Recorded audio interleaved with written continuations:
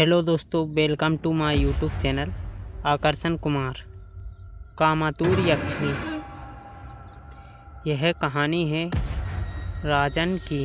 राजन चतुर्वेदी जो कि एक कंपनी में असिस्टेंट मैनेजर थे। सुंदर छवि, रंग गोरा, कद काठी में किसी राजा से कम ना थे। उनकी छवि इतनी सुंदर थी कि देखने वालों की निगाह कुछ देर के लिए उनके चेहरे पर ठहर जाती थी। वह रोज़ अपने ऑफिस जाते एवं शाम को कभी कभी अपने दोस्तों के साथ समय बिताया करते थे। अभी तक वह अविवाहित थे। उनके जीवन में किसी भी स्त्री का आगमन नहीं हुआ था। एक दिन अपना काम करके वह वापस अपने घर जा रहे थे। रास्ते में एक बहुत पुराना पेड़ पड़ता था जिसकी शाखाएं जर्जर हो चुकी थी, पर फिर भी वह हरा भरा था। गर्मी के कारण थकान से दूर राजन कुछ देर उसी पेड़ की छाया में बैठकर आराम करने लगा। कुछ ही देर में ठंडी ठंडी हवा के कारण उनकी आंख लग गई और स्वप्न में उन्हें एक स्त्री दिखाई दी जिसका रूप बड़ा मोहिनी था। रूप बड़ा ही मोहिनी था।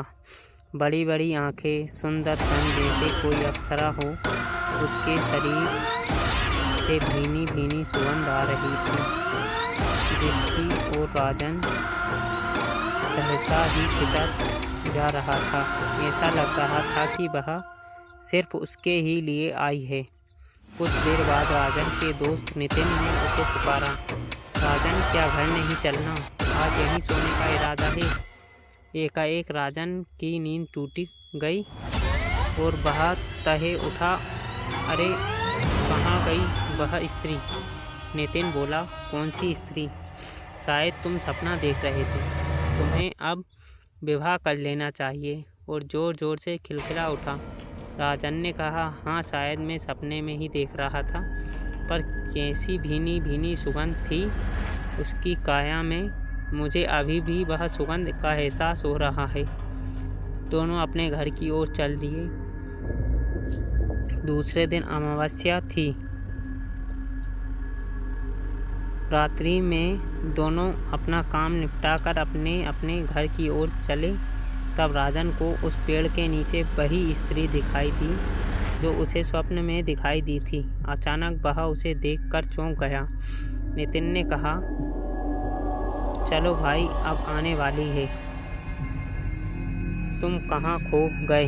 नितिन की बात सुनकर राजन बोला, तुम चलो, मुझे कुछ काम है, मैं अभी आता हूँ। नितिन के जाते ही राजन उस पेड़ के पास पहुँचा और स्त्री से बोला, सुनो, तुम्हारा नाम क्या है? तुम इस तरह इतनी रात में इस पेड़ के नीचे क्या कर रही हो? कहाँ रहती हो तुम? स्त्री बोली, इंतजार, और जोर जोर से खिलखिला कर हंस पड़ी। उसकी आवाज़ इतनी मीठी थी कि राजन उसकी ओर एकटक देखता रहा। उसका रूप सौंदर्य राजन को बेचैन कर रहा था।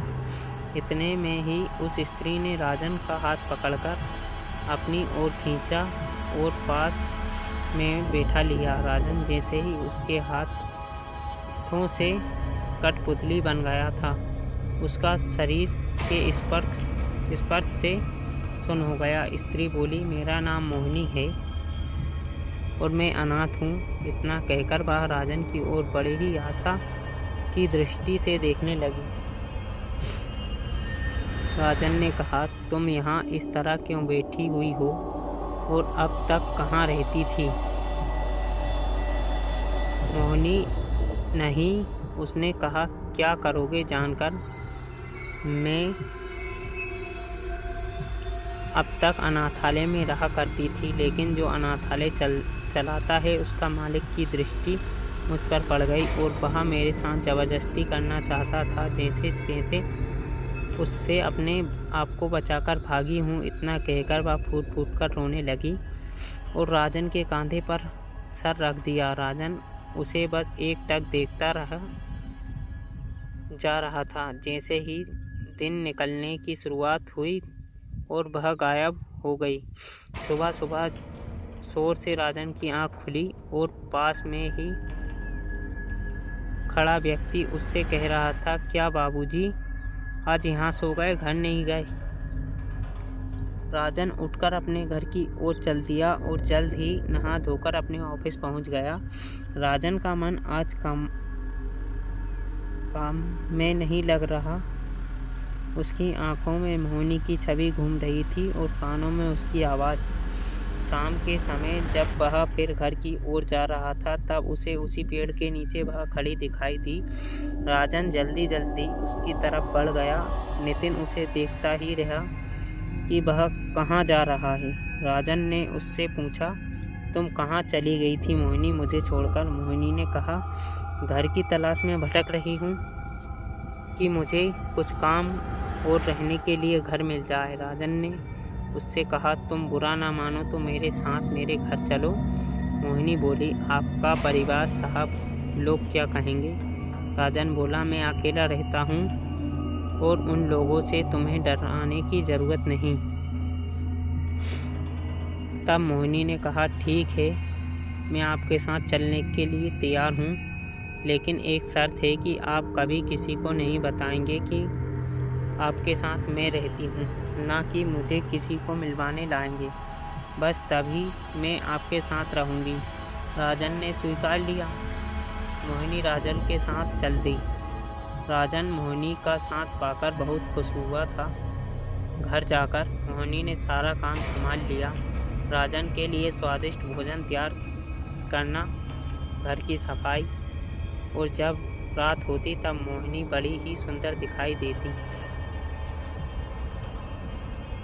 राजन जब ऑफिस से घर आता तो मोहिनी सज धज कर उसका इंतज़ार कर रही थी। राजन में जब आपकी सुंदरता देखी तो वह अपने आप को रोक नहीं पाया। उससे हाथ मोहिनी को छूने के लिए बेचैन हो उठे। राजन मोहिनी के पास आया और बोला कि वह उसके साथ प्रेम करना चाहता है। मोहिनी ने स्वीकार करते हुए कहा, मैं तो कब से तैयार हूँ, आप ही करीब नहीं आते। राजन को वह भीनी भीनी सुगंध आने लगी और राजन मोहिनी के साथ काम वासना में चरप सुख का आनंद लेने लगा। वह बहुत थक गया था, लेकिन मोहिनी उसे सोने न देती। धीरे धीरे राजन के दिन की ऐसे व्यतीत होने लगे, लेकिन वह दिन ब दिन कमज़ोर होने लगा। एक दिन जब उसके दोस्त नितिन ने उसे देखा, कहा, भाई तुम बहुत कमज़ोर लगते हो, स्वास्थ्य खराब है तो डॉक्टर को दिखा दो। नितिन उसे लेकर डॉक्टर के पास गया। डॉक्टर ने कई चेकअप किए। डॉक्टर बोला, तुम शारीरिक रूप से तो कमज़ोर हो रहे हो, तुम्हें देखकर लगता है कि तुम बहुत अधिक सेक्स करते हो। जितना अधिक तुम आराम करो उतना तुम्हारे लिए सही रहेगा। यह सुनकर नितिन हैरान हो गया। क्या कहा, सेक्स? पर डॉक्टर साहब, इसकी तो शादी नहीं हुई और ना ही किसी और के पास आज तक जाता है। आपको कोई गलतफहमी हुई है। यह इस तरह का व्यक्ति नहीं है। शेष भाग अगली कहानी में आपको सुनाया जाएगा।